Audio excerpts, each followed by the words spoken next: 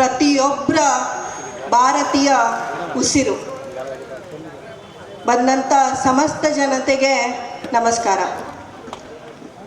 ಬಾಗಲಕೋಟೆ ಬಂದ್ಗೆ ಬೆಂಬಲ ಸೂಚಿಸಿದಂಥ ವ್ಯಾಪಾರಸ್ಥರು ಹಾಗೂ ಇಡೀ ಬಾಗಲಕೋಟೆ ಜನತೆಗೆ ವಂದನೆಗಳು.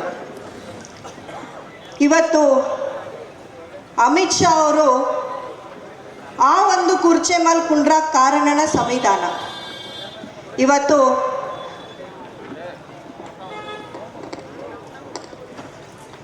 ಇವತ್ತು ಅಂಬೇಡ್ಕರ್ ಅವರು ಸಂವಿಧಾನ ಬರೀಲಿಲ್ಲ ಅಂದ್ರೆ ಇವತ್ತು ಹೆಣ್ಮಗಳಾಗಿ ಇವತ್ತು ನಿಂತು ಮಾತಾಡುವಷ್ಟು ನನಗೆ ಶಕ್ತಿ ಇರ್ತಿರ್ಲಿಲ್ಲ.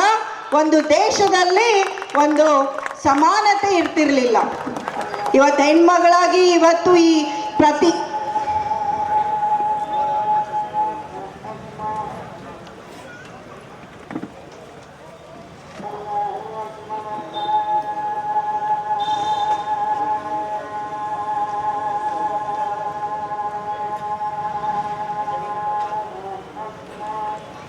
ಅಂಬೇಡ್ಕರ್ ಅವರು ಬರೆದಂಥ ಸಂವಿಧಾನ ಅಂತ ಹೆಮ್ಮೆಯಿಂದ ಹೇಳ್ಬೋದು.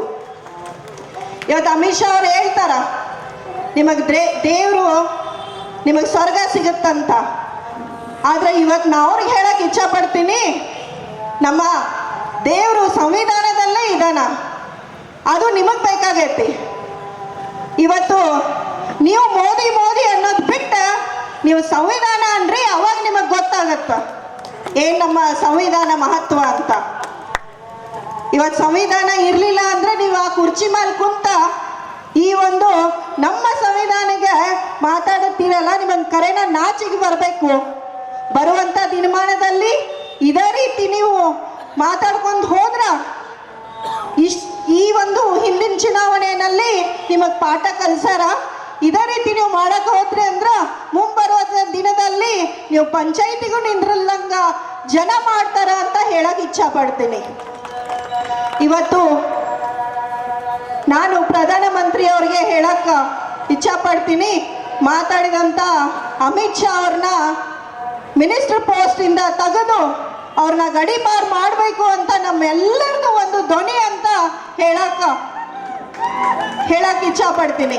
ಯಾಕಂದ್ರೆ ಇವತ್ತು ಸಂವಿಧಾನ ಬಗ್ಗೆ ಮಾತಾಡೋಕ್ಕೆ ಇವತ್ತು ಎಷ್ಟೊಂದು ಜನ ಹೆಣ್ಮಕ್ಳು ಬಂದಾರ. ಇವತ್ತು ಈ ಒಂದು ಹೋರಾಟದಲ್ಲಿ ಅವರು ಕೂಡ ಪಾಲ್ಗೊಂಡಾರ, ಅವ್ರಿಗೂ ಕೂಡ ಧನ್ಯವಾದ ಹೇಳಕ್ಕೆ ಇಚ್ಛಪಡ್ತೀನಿ. ಇವತ್ತು ಇದೇ ರೀತಿ ಮುಂದುವರೆದ್ರ ಇನ್ನೂ ಕೂಡ ನಾವು ಜಾಸ್ತಿ ಹೋರಾಟ ಮಾಡ್ತೀವಿ ಅಂತ ಹೇಳ್ತಾ ನಾನು ಒಂದೆರಡು ಮಾತು ಮುಗಿಸ್ತೀನಿ. ನಮಸ್ಕಾರ. ಧನ್ಯವಾದಗಳು ರಕ್ಷಿತಾ ಇಟ್ಟಿಯವ್ರಿಗೂ ಕೂಡ. ಇನ್ನೋರ್ವ ಹಿರಿಯ ನಾಯಕರು